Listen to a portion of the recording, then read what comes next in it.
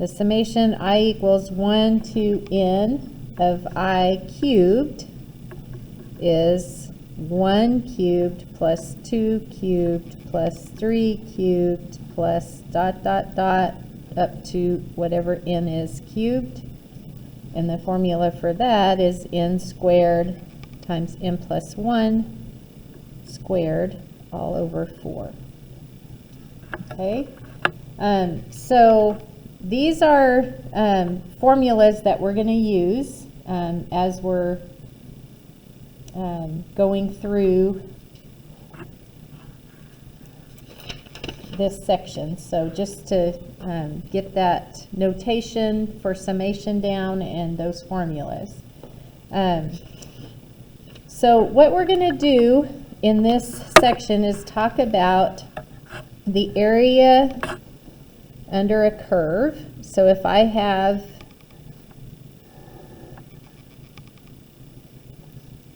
a graph here where, let's say this is going to go maybe like a parabola, and we want to know the area under this curve, between the curve and the graph here, okay? So one way that we can do that is we can draw rectangles under the curve, because we know how to find the area of a rectangle. How do we find the area of a rectangle?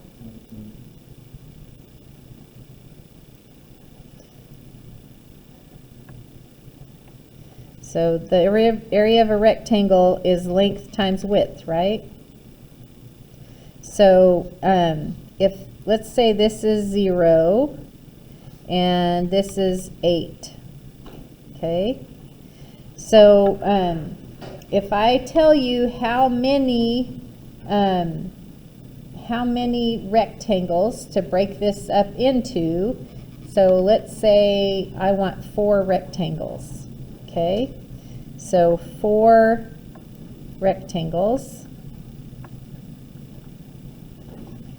So then what you do is you take the end of your interval and subtract the beginning of your interval, so 8 minus 0, and divide it by the number of rectangles. So 2 is going to be the width of the rectangles, okay? So there are 2 different ways that we can put rectangles in there. And one way is that we start with this 0 where it meets the x-axis, and we go over to, so we're going to split this in 4 rectangles, so this would be 4, 2, and 6, right? If we split that into 4 pieces. So if I take my rectangle and I go up at 0 and go up at 2, okay, and I go over here, that rectangle has a right endpoint, okay? So we can either use left endpoints or right endpoints to estimate the area underneath here. So this is going to be a right endpoint. And then if I go up at x equals 4 and use that right endpoint and draw in that rectangle, I'm going to get that. Okay, so I'll go ahead and just draw in those rectangles. So then 6, we go up until we hit the curve, and that right endpoint is there. And then 8 is on the curve, so that rectangle is actually just a flat line because the right endpoint is down on the x-axis. Okay, so to estimate the area underneath here, I could take the area of this rectangle, but I have some extra out here, right? So this is going to be too much. And this rectangle, I have some extra out here. But then this rectangle, there's a little bit not enough, right? Because there's a little bit that's not counted. And then this one is a flat line, so there's all of this that's not counted. So it kind of balances out a little bit, but not completely. So it's an estimate. It's not going to give me exactly what I need, but it's going to be an estimate of what's underneath there. Okay? So this is using right endpoints.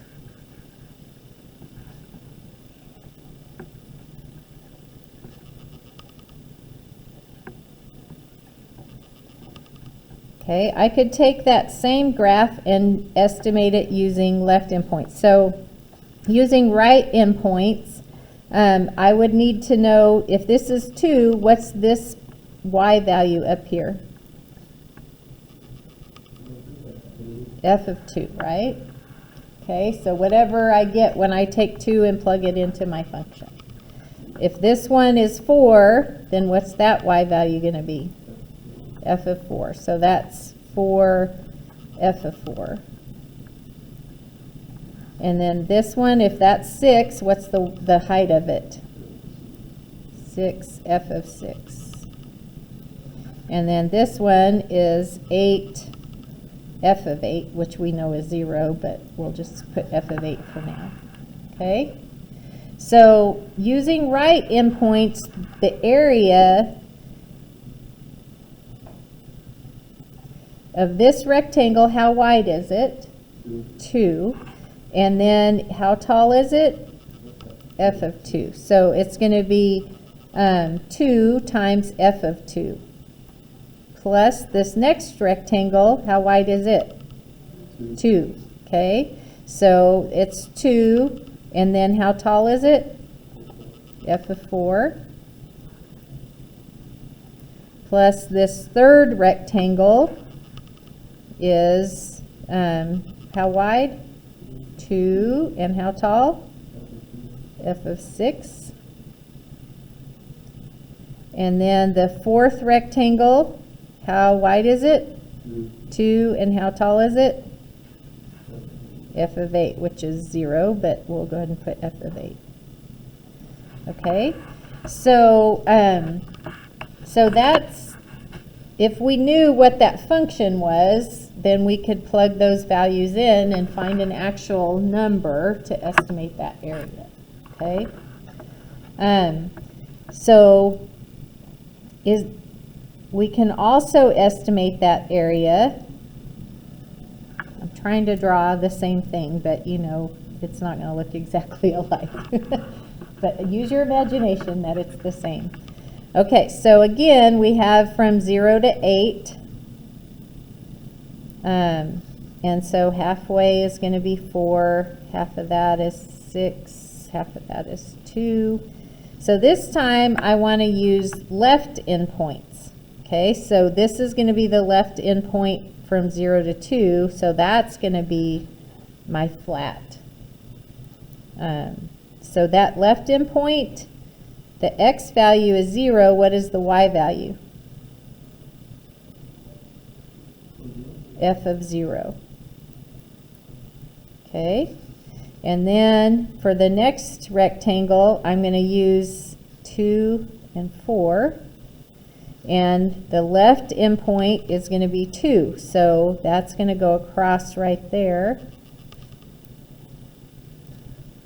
And then between, so what's this left endpoint here? 2 and f of 2. Okay, and then for the next rectangle, I'm going to go up here and up here, but I'm going to use that left endpoint of 4. So I'm going to come across and make that rectangle. And then the last rectangle, 6 and 8. And I'm going to use that left endpoint there. So what's that point?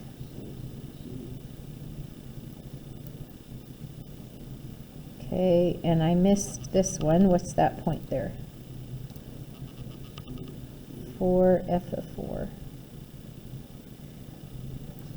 Okay, so then using the left endpoints,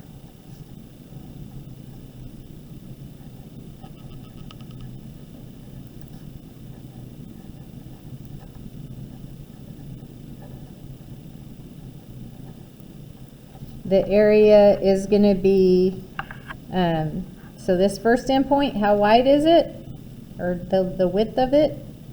2. And the length of it, how tall is it? F of 0. Plus the second rectangle, the width of it is 2. The height of it is F of 2.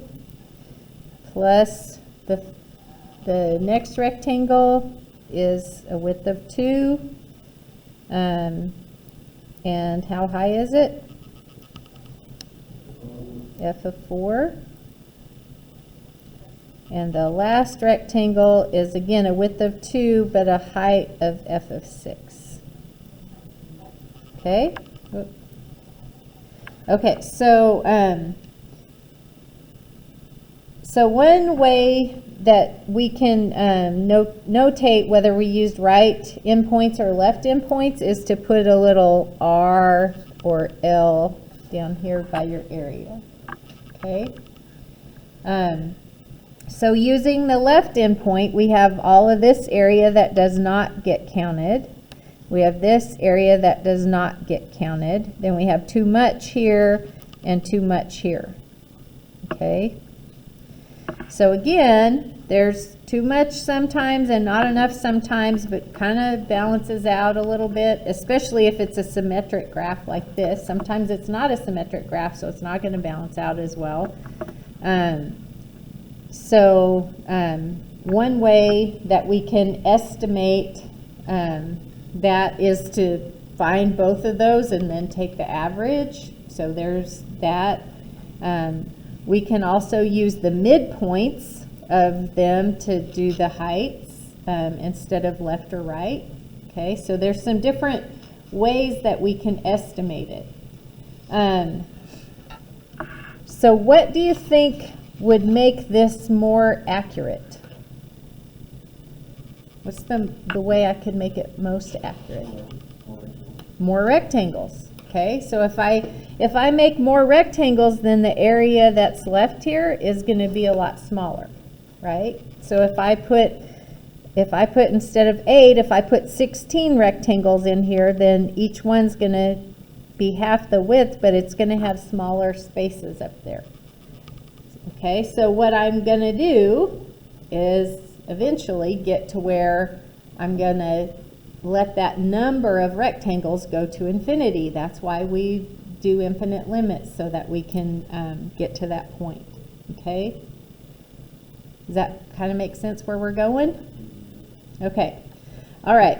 So let's look at some examples, and then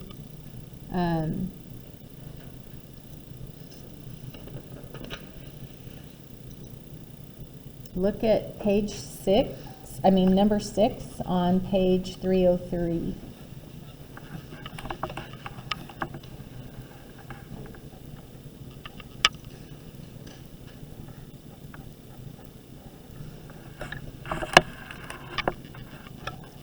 All right, so we have summation k equals 3 to 9 of k squared plus 1. Okay, so it says find this sum by adding each term together, and then it says stuff with graphing utility, which we're not using, so just ignore that part. Okay, so we just want to find this sum by adding each term together. All right, so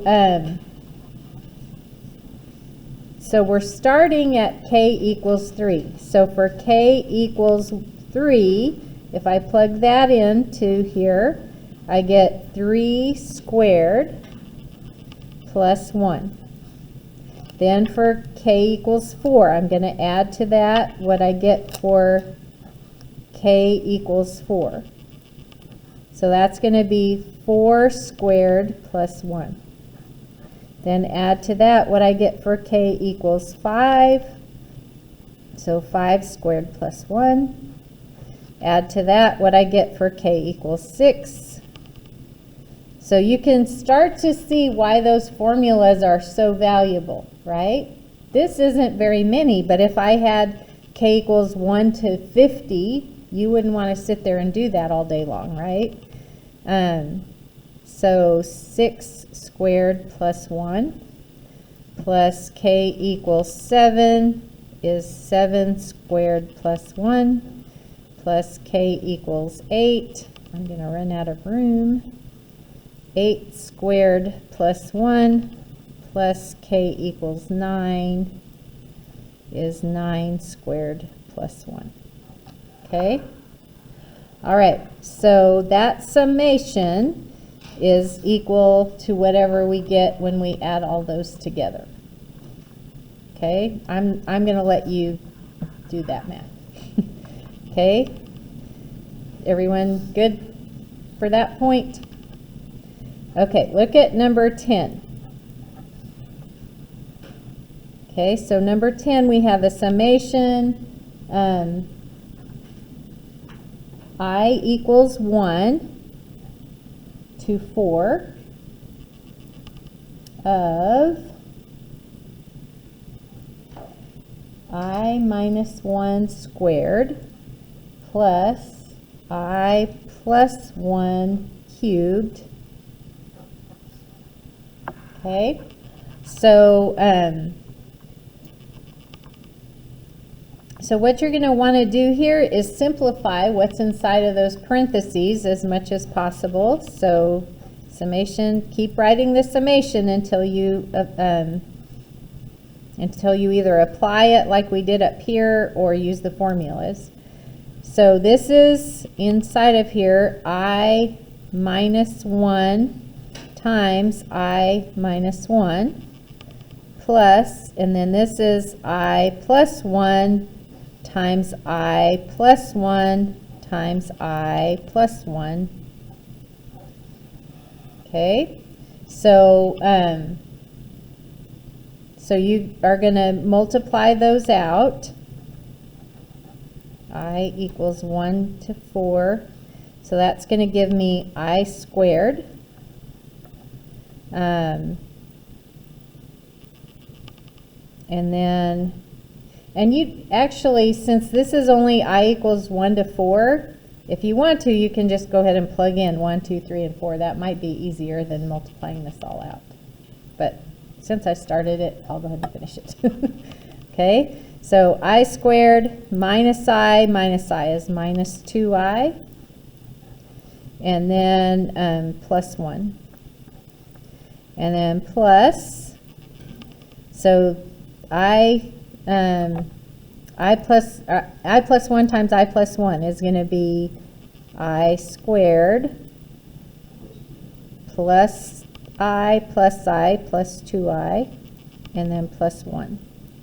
And then take that times this last I plus 1. So that's going to give us I cubed, I squared times I squared times 1, I squared, plus 2I times I is 2I squared, plus 2I times 1 is 2I, and then plus 1. Did I miss anything? Okay, so then combine your like terms there. So that's going to give me, let's see, I have 1I cubed. I'll start with that. And then I have I squared and 2I squared. So that's 4I squared. And then I have negative 2I and positive 2I. So those are going to go away.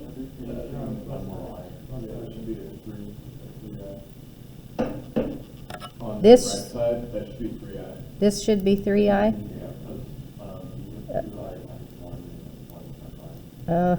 Thank you.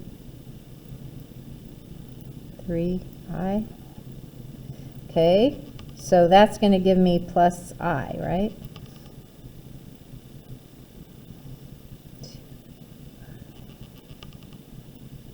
Did I miss something? Okay, so I only did that. I didn't do that last I.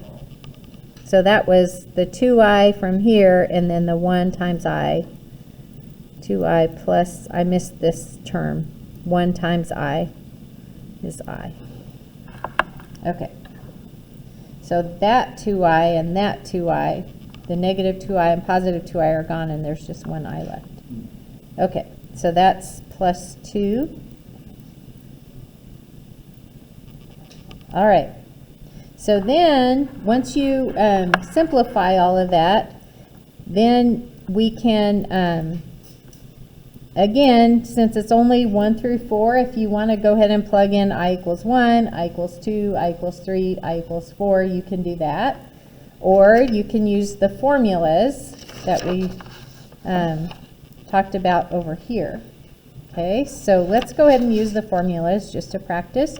So you're going to split these up just like we can with derivatives and limits. We can split these up as long as we keep the limits the same from 1 to 4 of I cubed plus 4 you can bring the constant out in front, and then summation I equals 1 to 4 of I squared plus summation I equals 1 to 4 of I plus summation I equals 1 to 4 of a constant 2.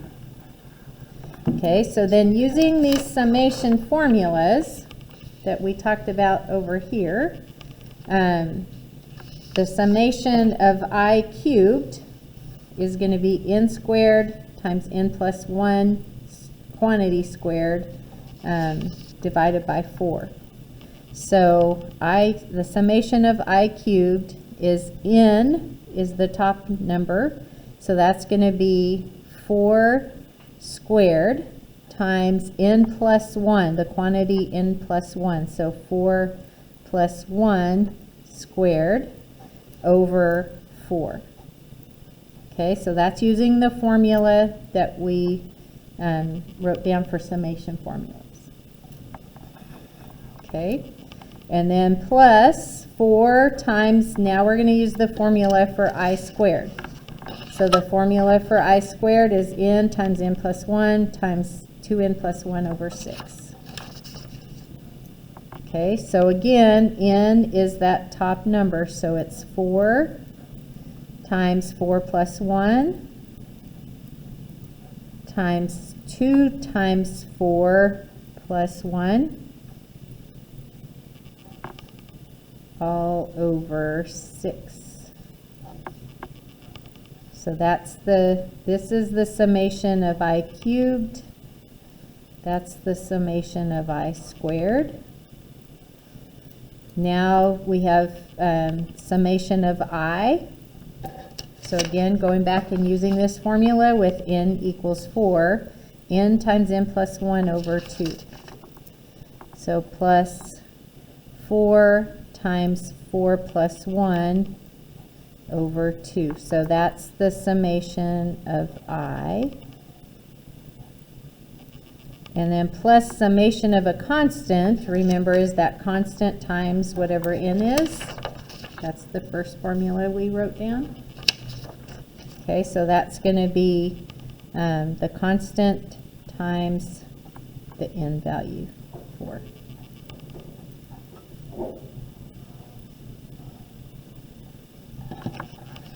All right, so again, I'm going to let you finish that out. Okay, you know how to do that part, for sure. Okay, so let's look at number, I'll just put dot, dot, dot, get an answer. Dot, dot, dot, get an answer. Okay, look at number 20.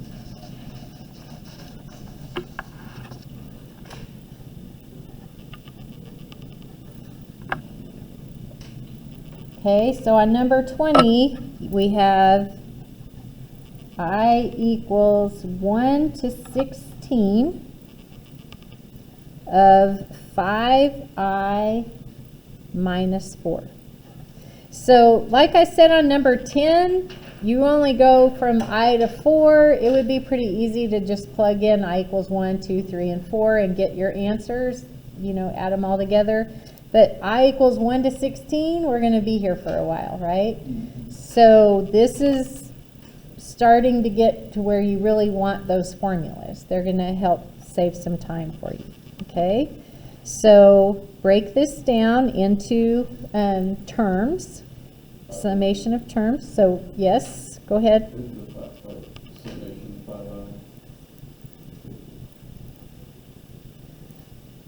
Okay, and then minus summation of 4.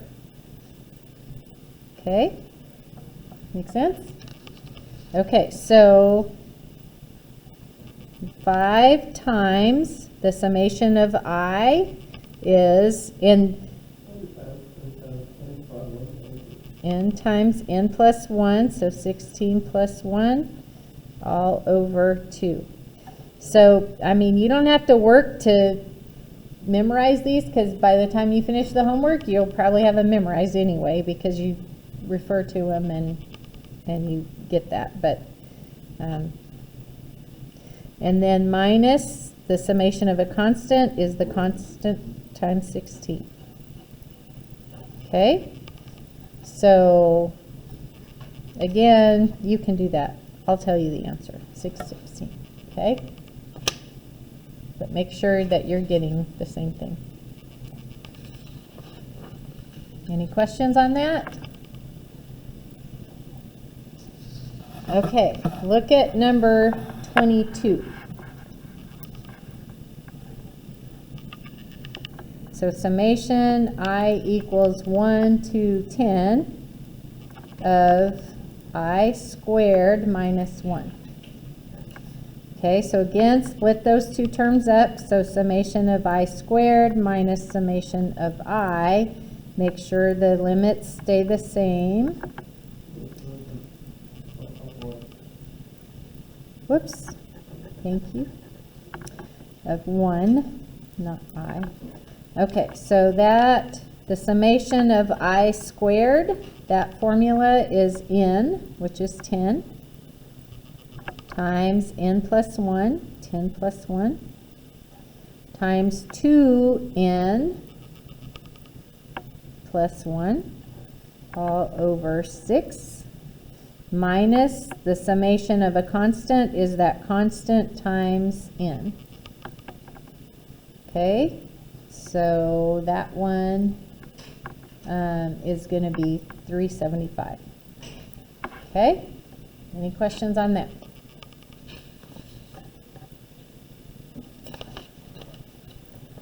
All right, look at number 26.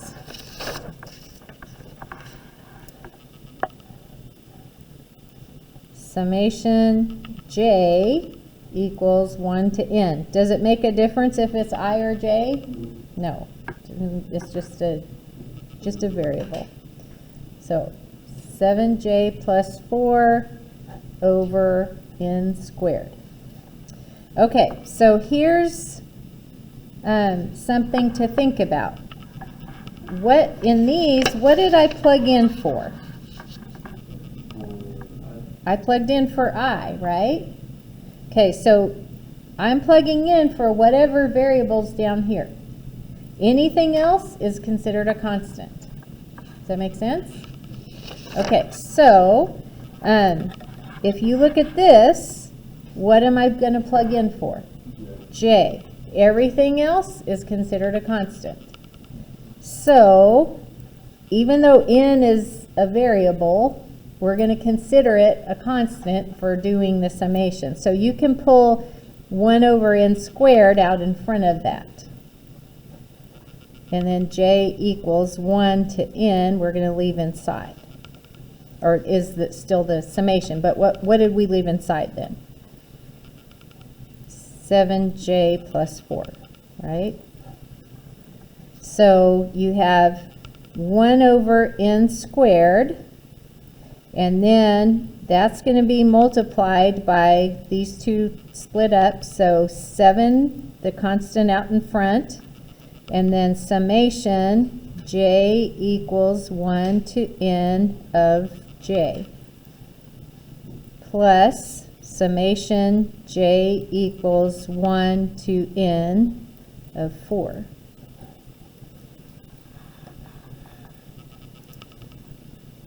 Okay, so 1 over n squared times 7, and so this is the summation of j instead of the summation of I.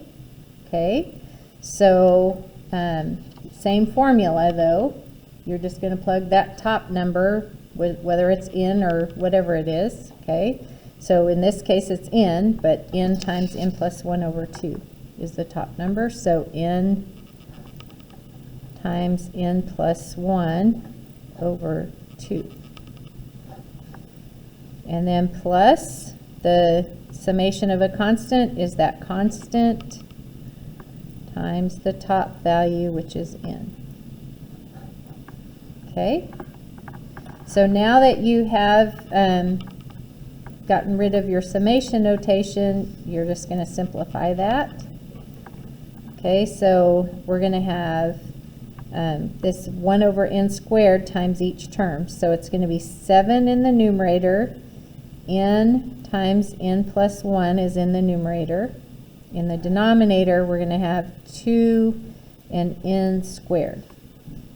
Plus 4n in the numerator over n squared in the denominator when we multiply that through. Then cancel out your n's. So this n is going to cancel with one of those. So you're going to have 7 times n plus 1 all over 2. And then again, this n is going to cancel with 1 n in the denominator. So you're going to have 4, whoops, I missed the n down there, 4 over n. Okay. So if I want them to have a common denominator, I need to multiply this term by 2 over 2. So they'll both have 2n as the denominator. So in the numerator, I'm going to have 7n plus 7 plus 4 times 2 is 8. Then in the denominator, I'm going to have 2n. Okay, so it's going to be 7n plus 15 all over 2n. Okay?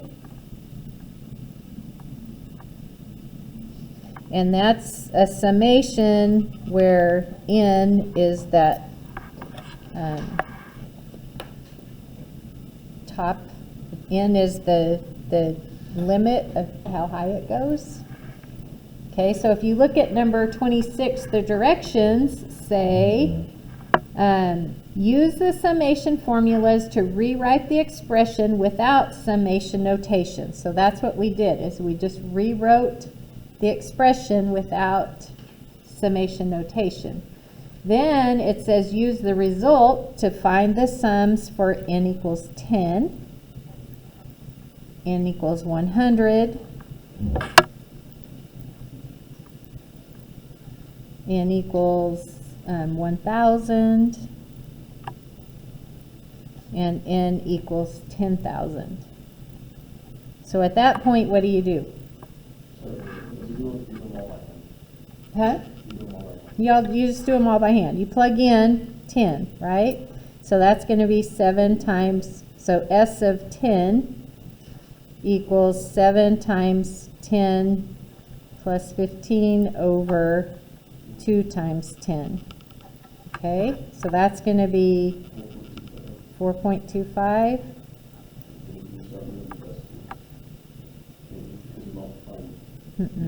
No, because it doesn't, let's do 100 and you'll see.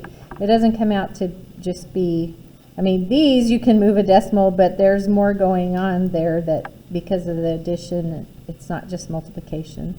So S of 100 is 7 times 100 plus 15 over 2 times 100. So what does that come out to be? 3.5. Okay.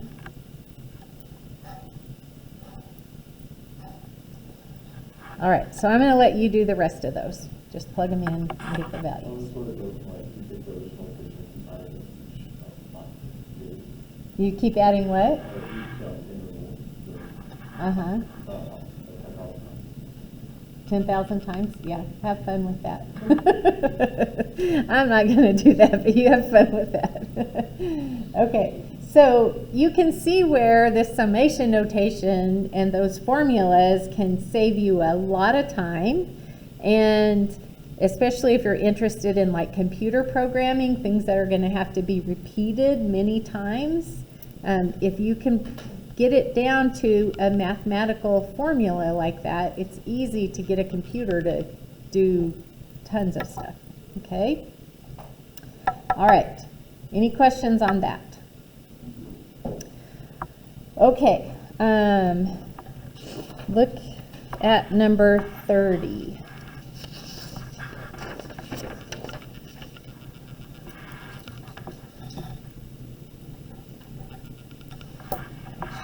I'm going to